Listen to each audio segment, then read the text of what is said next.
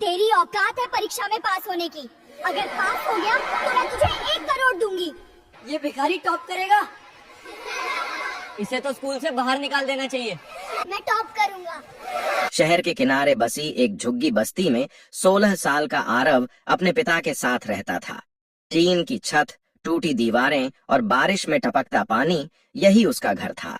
उसके पिता रामलाल दिन भर ईंट भट्टों और निर्माण स्थलों पर मजदूरी करते थे। शाम को थके हुए शरीर और धूल से भरे कपड़ों के साथ जब घर लौटते तो उनके चेहरे पर बस एक ही सुकून होता, अपने बेटे को पढ़ते हुए देखना। आरव किसी आम लड़के जैसा नहीं था। उसके पास न अच्छे कपड़े थे, न महंगे जूते, न कोचिंग क्लास, लेकिन उसके पास एक चीज थी, पढ़ने की भूख। वह एक बड़े और नामी स्कूल में पढ़ता था, जहां शहर के अमीर घरों के बच्चे आते थे। उस स्कूल में उसका होना ही लोगों को अजीब लगता था। हर सुबह आरव अपने पुराने बैग को कंधे पर डालकर 5 किलोमीटर पैदल चलता था। उसके जूते कई जगह से फट चुके थे, लेकिन वह बिना शिकायत आगे बढ़ता रहता। स्कूल पहुंचते ही उसे महसूस हो जाता कि वह बाकी बच्चों से अलग है। क्लास में बच्चे उसके कपड़ों पर हंसते, अरे देखो, आज फिर वही पुरानी शर्ट पहनकर आया है। कोई कहता, तू यहाँ कैसे पढ़ रहा है, ये स्कूल तेरे बस का नहीं है। आरव चुप रहता। वह जानता था कि जवाब देना जरूरी नहीं, आगे बढ़ना जरूरी है। उसके पिता ने उसे इस स्कूल में दाखिला दिलाने के लिए बहुत कुछ सहा था। उन्होंने कई रातें बिना खाना खाए बिताई थीं, सिर्फ इसलिए कि फीस भर सकें। आरव ये सब जानता था, और यही उसकी सबसे बड़ी ताकत थी। स्कूल की मालिक सीमा मेहता एक सख्त और घमंडी महिला थीं। उन्हें आरव का वहां होना बिल्कुल पसंद नहीं था। वह अक्सर उसे देखकर मुंह बना लेती। एक दिन उन्होंने स्टाफ रूम में कहा, पता नहीं ये लड़का यहाँ क्या कर रहा है। ऐसे बच्चों की जगह सरकारी स्कूल में होती है, यहाँ नहीं।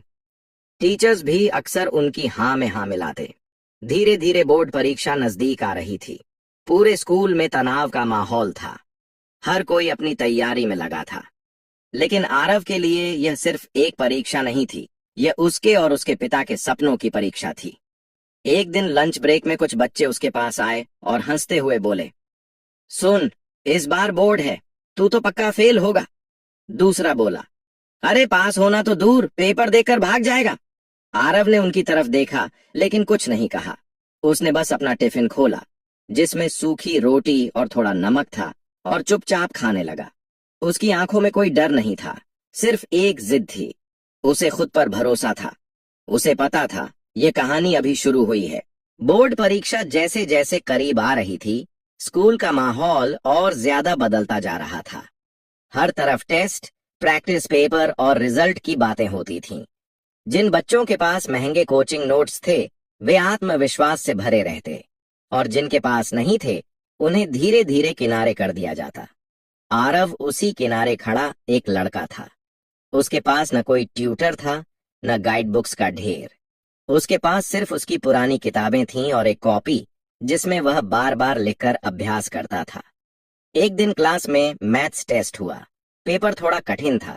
कई बच्चे परेशान दिख रहे थे, लेकिन आरव पूरे ध्यान से सवाल हल कर रहा था। जब रिजल्ट आया तो पूरी क्लास चौंक गई। आरव के सबसे ज्यादा नंबर थे। कुछ पल के लिए सन्नाटा रहा, फिर फुसफुसाहट शुरू हो गई। यार, इसने कैसे कर लिया? किसी से कॉपी की होगी। टीचर ने भी शक भरी नजरों से उसे देखा, लेकिन कुछ कहा नहीं। आरव को आदत थी, तारीफ से ज्यादा शक मिलता था उसे। उसी दिन दोपहर में स्कूल की मालिक सीमा मेहता क्लास में आई। उनके आने से पूरे कमरे में सन्नाटा छा गया। उनकी नजर सीधी आरव पर जाकर रुकी। तुम आरव, उन्होंने ठंडी आवाज में कहा, सुना है तुमने टेस्ट में सबसे ज्यादा नंबर लिए हैं। आरव खड़ा हो गया। जी मैम, उन्होंने हल्की हंसी के साथ कहा। अच्छा है, लेकिन एक टेस्ट से कोई टॉपर नहीं बन जाता। पूरी क्लास उनकी बात पर हल्का सा मुस्कुराई। फिर उन्होंने तेज आवाज में कहा, सच बताओ, नकल तो नहीं की? ये सुनकर आरव के गले में जैसे कुछ अटक गया। उसने धीरे से कहा, नहीं मैम, मैंने खुद किया है। सीमा मेहता ने उसे ऊपर से नीचे तक देखा। फटे जूते, पुरानी शर्ट, झुकी हुई आंखें। तुम जैसे बच्चे, उन्होंने कहा, इतनी आसानी से आगे नहीं बढ़ते। ये स्कूल बहुत बड़ा है, यहाँ सिर्फ मेहनत नहीं, स्टैंडर्ड भी चाहिए। ये बात सीधे दिल पर लगी। पूरी क्लास चुप थी, कोई उसके पक्ष में नहीं बोला। आरव ने कुछ नहीं कहा, उसने सिर्फ अपनी नजरें नीचे कर ली, लेकिन अंदर कुछ बदल रहा था। उस दिन के बाद से मजाक और बढ़ गया। कॉरिडोर में चलते वक्त बच्चे कहते, अरे टॉपर साहब आ गए। कोई ताना मारता, बोर्ड में तो असली औकात पता चलेगी। आरव हर बात सुनता, लेकिन जवाब नहीं देता। घर पहुंचकर वह और ज्यादा देर तक पढ़ता। रात को जब उसके पिता थके हुए आते, तो उसे किताबों में डूबा देखकर मुस्कुरा देते। एक रात रामलाल ने पूछा, बेटा इतना पढ़ता क्यों है? थोड़ा आराम भी कर लिया कर। आरव ने पहली बार अपने मन की बात कही, बाबा मैं सबको गलत साबित करना चाहता हूँ, आपको भी गर्व महसूस कराना चाहता हूँ। रामलाल ने उसके सिर पर हाथ रखा। मुझे तो पहले से ही गर्व है। ये शब्द आरव के लिए किसी इनाम से कम नहीं थे, लेकिन स्कूल में हालात और सख्त होने वाले थे, क्योंकि अब सिर्फ बच्चे ही नहीं बल्कि खुद सीमा मेहता उसे चुनौती देने वाली थी, और यह चुनौती उसकी जिंदगी बदलने वाली थी। बोर्ड परीक्षा में अब सिर्फ 1 महीना बचा था। स्कूल में हर दिन एक दबाव जैसा माहौल रहता था। नोटिस बोर्ड पर टॉपर्स की लिस्ट लगती और उसी के नीचे खड़े होकर बच्चे अपनी अपनी तैयारी पर चर्चा करते। आरव हमेशा की तरह दूर खड़ा रहता। वह भी टॉप करता था, लेकिन उसका नाम लोगों की नजर में कभी काबिलियत से नहीं, संदेह से जुड़ा रहता था। एक दिन सुबह की असेंबली खत्म होने के बाद अचानक घोषणा हुई, सभी 10वीं के छात्र ऑडिटोरियम में इकट्ठा हों। सभी बच्चे उत्सुक हो गए। जब सब ऑडिटोरियम में पहुंचे, तो मंच पर स्कूल की मालिक सीमा मेहता खड़ी थीं। उनके साथ प्रिंसिपल और कुछ टीचर्स भी थे। सीमा मेहता ने माइक उठाया और बोली, इस साल बोर्ड परीक्षा हमारे स्कूल के लिए बहुत महत्वपूर्ण है। हमें रिजल्ट में शहर में पहला स्थान चाहिए। तालियां बजीं। फिर उन्होंने कहा, लेकिन कुछ छात्र ऐसे भी हैं जो सिर्फ दिखावा कर रहे हैं, छोटे मोटे टेस्ट में नंबर लाकर खुद को बहुत बड़ा समझने लगे हैं। उनकी नजर सीधे आरव पर जाकर रुकी। पूरा हॉल समझ गया कि बात किसकी हो रही है। आरव का दिल जोर से धड़कने लगा, लेकिन उसने खुद को संभाला। सीमा मेहता ने आगे कहा, आज मैं एक खुली चुनौती देना चाहती हूँ। पूरा हॉल शांत हो गया। अगर इस स्कूल का कोई भी छात्र बोर्ड परीक्षा में टॉप करता है, सिर्फ क्लास में नहीं पूरे स्कूल में, तो उसे मैं 1 करोड़ रुपए दूंगी। हॉल में हलचल मच गई। बच्चों की आंखें चमक उठीं, लेकिन अगले ही पल उन्होंने जो कहा उसने सबको चौंका दिया। और हाँ, उन्होंने हल्की मुस्कान के साथ कहा, ये बात खास तौर पर उन बच्चों के लिए है जो अपनी औकात से ज्यादा सपने देख रहे हैं। अब सबकी नजरें फिर से आरव पर थीं। कुछ बच्चे हंसने लगे। सुना, तेरे लिए ही बोला है, 1 करोड़ तू तो नाम भी नहीं लिख पाएगा पेपर में। सीमा मेहता ने सीधा आरव को देखते हुए कहा, क्या नाम है तुम्हारा? हाँ, आरव। अगर तुम पास भी हो गए ना, तो मैं खुद तुम्हें स्टेज पर बुलाकर इनाम दूंगी। उनकी आवाज में ताना साफ था। पूरा हॉल हंसी से गूंज उठा। आरव खड़ा था, अकेला, लेकिन इस बार उसकी आंखों में डर नहीं था। वह धीरे से बोला, मैम, मैं सिर्फ पास नहीं होऊंगा, मैं टॉप करूंगा। पूरा हॉल अचानक चुप हो गया। कुछ सेकंड के लिए जैसे समय रुक गया। फिर एक जोरदार हंसी गूंजी। ये देखो, सपने, पागल हो गया है ये। सीमा मेहता ने मुस्कुराकर कहा, ठीक है, हम भी देखेंगे। चुनौती अब खुल चुकी थी। उस दिन के बाद आरव के लिए सब कुछ बदल गया। अब यह सिर्फ पढ़ाई नहीं थी, यह उसकी इज्जत की लड़ाई थी। चुनौती के बाद स्कूल में हर कोई सिर्फ उसी बात की चर्चा कर रहा था। 1 करोड़, टॉप करेगा आरव, नामुमकिन। लेकिन आरव के लिए अब ये आवाजें शोर नहीं थीं, वे ईंधन बन चुकी थीं। उसने उसी दिन तय कर लिया, अब पीछे हटने का कोई सवाल नहीं। उसकी दिनचर्या बदल गई। सुबह 4 बजे उठना, ठंडे पानी से मुंह धोना और किताब खोलकर बैठ जाना। जब पूरी बस्ती सो रही होती, तब आरव पढ़ रहा होता। घर में बिजली अक्सर चली जाती थी, इसीलिए वह मिट्टी के तेल की लालटेन में पढ़ता। आंखें जलती, लेकिन पन्ने पलटते रहते। दिन में स्कूल, जहां ताने मिलते थे। शाम को घर, जहां जिम्मेदारी इंतजार करती थी। कई बार वह अपने पिता के साथ काम पर भी चला जाता, ईंट उठाना, रेत भरना, ताकि घर का खर्च थोड़ा हल्का हो सके। एक दिन काम करते करते रामलाल ने पूछा, बेटा, इतना सब संभाल पाएगा ना? आरव ने पसीना पोंछते हुए कहा। संभालना ही पड़ेगा बाबा। रामलाल ने उसकी तरफ देखा। उन्हें अपने बेटे में कुछ अलग दिखता था, एक जिद जो आसानी से नहीं टूटती। स्कूल में हालात और मुश्किल होते जा रहे थे। कुछ बच्चे जानबूझकर उसके नोट्स छुपा देते, कभी उसकी कॉपी गायब कर देते। एक दिन तो किसी ने उसकी किताब पर पानी गिरा दिया। ओह सॉरी कहकर हंस पड़े। आरव ने भीग चुकी किताब उठाई, धूप में सुखाई और फिर से पढ़ने बैठ गया। वह समझ चुका था लोग उसे गिराना चाहते हैं, क्योंकि उन्हें डर है कि वह उठ सकता है। एक दिन उसकी क्लास टीचर, जो अब तक चुप रहती थीं, ने उसे रोका। आरव, उन्होंने धीरे से कहा, तुम बहुत मेहनत कर रहे हो, लेकिन ध्यान रखना, ज्यादा दबाव मत लेना।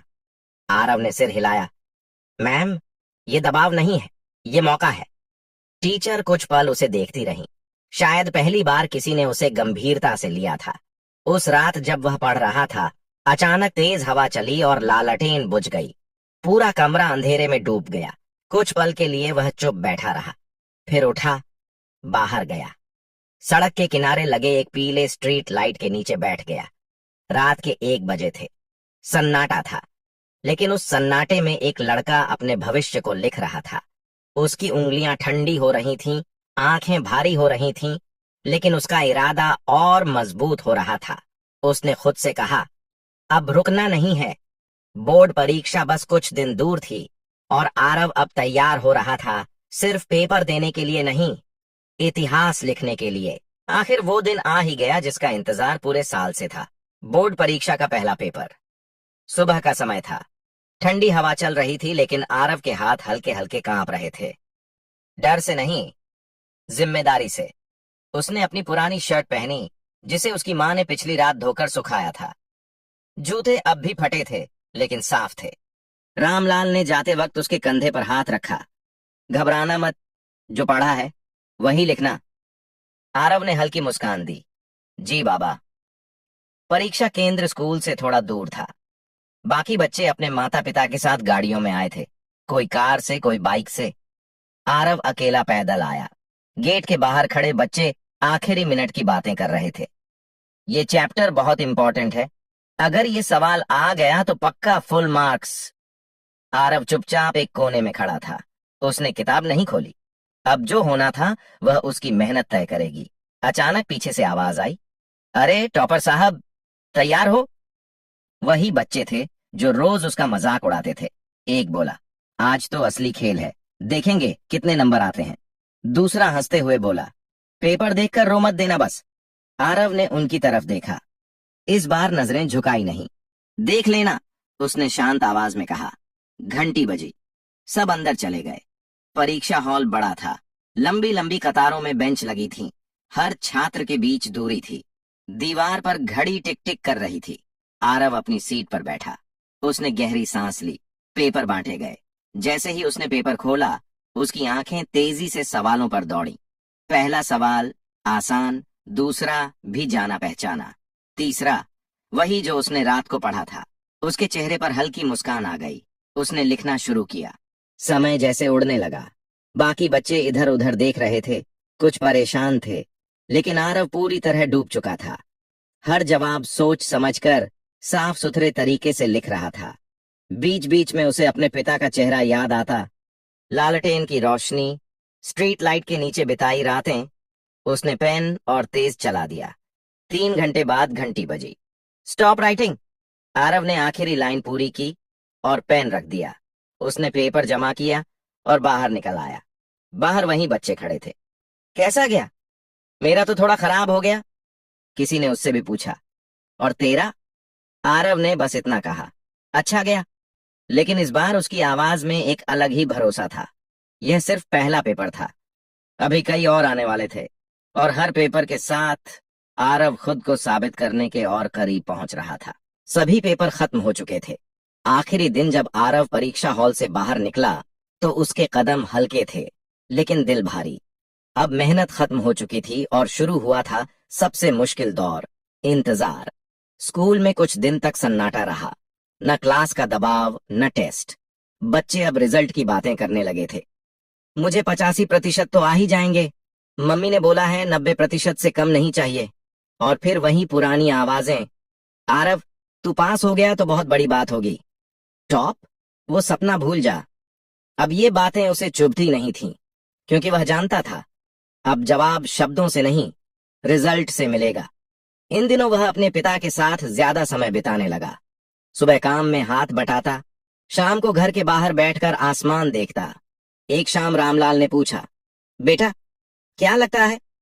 आरव कुछ पल चुप रहा, फिर बोला, बाबा मैंने अपना पूरा दिया है, अब जो होगा देखेंगे। रामलाल मुस्कुराए, बस यही चाहिए था। उधर स्कूल में एक अलग ही माहौल था। सीमा मेहता अक्सर स्टाफ मीटिंग में कहती, इस बार हमें टॉप रिजल्ट चाहिए और मुझे पूरा भरोसा है कि हमारे असली टैलेंटेड बच्चे ही स्कूल का नाम रोशन करेंगे। उनका इशारा साफ था। एक दिन उन्होंने प्रिंसिपल से कहा, उस आरव पर नजर रखना, कहीं कुछ गड़बड़ न करे। प्रिंसिपल ने हल्के से सिर हिलाया, लेकिन उनके मन में अब पहले जैसा भरोसा नहीं था। उन्हें याद था वही लड़का हर टेस्ट में अच्छा कर रहा था। धीरे धीरे रिजल्ट का दिन नजदीक आने लगा। पूरे शहर में एक अजीब सी बेचैनी थी। जिस दिन रिजल्ट आना था उस सुबह आरव बहुत जल्दी उठ गया। उसने कोई किताब नहीं खोली, बस चुपचाप बैठा रहा। उसकी माँ ने पूछा, डर लग रहा है? आरव ने हल्की मुस्कान के साथ कहा, थोड़ा। रामलाल ने कहा, डर अच्छा होता है, बताता है कि बात बड़ी है। स्कूल में उसी दिन सभी छात्रों को बुलाया गया था। नोटिस बोर्ड पर रिजल्ट लगाया जाना था। आरव भी धीरे धीरे स्कूल पहुंचा। गेट के बाहर भीड़ लगी थी।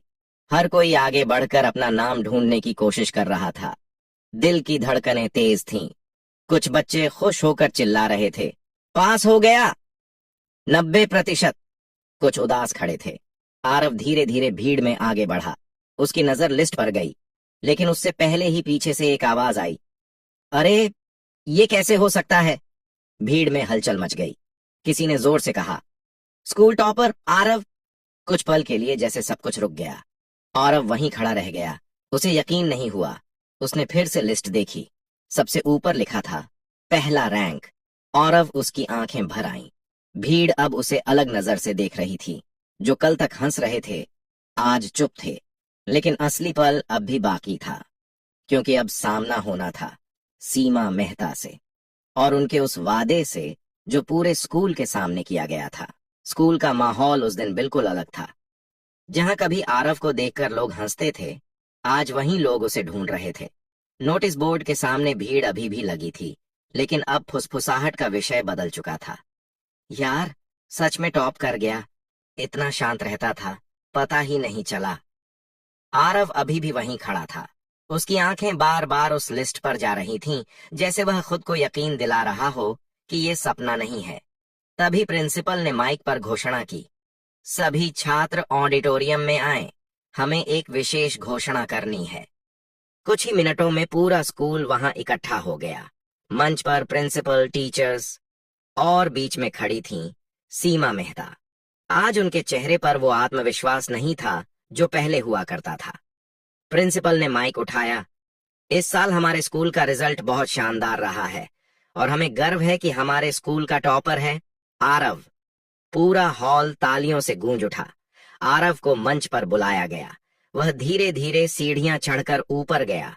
वही पुरानी शर्ट, वही साधारण रूप, लेकिन आज उसमें एक अलग ही गरिमा थी। सीमा मेहता उसके सामने खड़ी थी। कुछ पल के लिए दोनों की नजरें मिलीं। वो महिला जो हमेशा उसे नीचा दिखाती थी, आज चुप थी। माइक उनके हाथ में था, लेकिन शब्द जैसे साथ छोड़ चुके थे। आखिरकार उन्होंने धीमी आवाज में कहा, आरव तुमने बहुत अच्छा किया। ये वही आवाज थी जिसमें कभी ताना होता था। आज उसमें झिझक थी। पूरा हॉल खामोश था। फिर अचानक पीछे से एक आवाज आई, मैम आपने 1 करोड़ का वादा किया था। भीड़ में हलचल हुई। सबकी नजरें फिर से सीमा मेहता पर टिक गईं। कुछ सेकंड का सन्नाटा। फिर उन्होंने गहरी सांस ली और कहा, हाँ मैंने वादा किया था और मैं अपना वादा निभाऊंगी। पूरा हॉल तालियों से गूंज उठा, लेकिन आरव ने माइक मांगा। सब चुप हो गए। उसने धीरे से कहा, मैम मुझे 1 करोड़ नहीं चाहिए। सब चौंक गए, सीमा मेहता भी। मुझे सिर्फ इतना चाहिए, आरव ने आगे कहा, कि इस स्कूल में कभी किसी बच्चे को उसके कपड़ों, उसकी गरीबी या उसकी हैसियत से ना आंका जाए। उसकी आवाज साफ थी, मजबूत थी। मुझे चाहिए कि जो मौका मुझे मिला वो हर उस बच्चे को मिले जो मेहनत करता है। पूरा हॉल फिर से तालियों से गूंज उठा, इस बार पहले से ज्यादा जोर से। कुछ टीचर्स की आंखों में आंसू थे। सीमा मेहता ने पहली बार सिर झुकाया। मैं वादा करती हूं, अब इस स्कूल में ऐसा कभी नहीं होगा। उसी वक्त रामलाल भीड़ में खड़े थे। उनकी आंखें नम थीं, लेकिन चेहरे पर गर्व साफ दिख रहा था। आरव मंच से उतरा और सीधे अपने पिता के पास गया। रामलाल ने उसे गले लगा लिया। तू सच में जीत गया बेटा, सिर्फ परीक्षा नहीं, सब कुछ। उस दिन सिर्फ एक रिजल्ट नहीं आया था, एक सोच बदली थी, एक सच्चाई सामने आई थी कि मेहनत हालात से बड़ी होती है और असली जीत पैसे से नहीं, सम्मान से होती है। अगर आपको यह कहानी पसंद आई हो तो वीडियो को लाइक जरूर करें, सब्सक्राइब करना ना भूलें। ऐसी ही प्रेरणादायक कहानियों के लिए और कमेंट में अपने शहर या गांव का नाम जरूर लिखें, ताकि हमें पता चले आप कहां से देख रहे हैं। आपका एक छोटा सा सपोर्ट हमें और बेहतर कहानियां बनाने की ताकत देता है।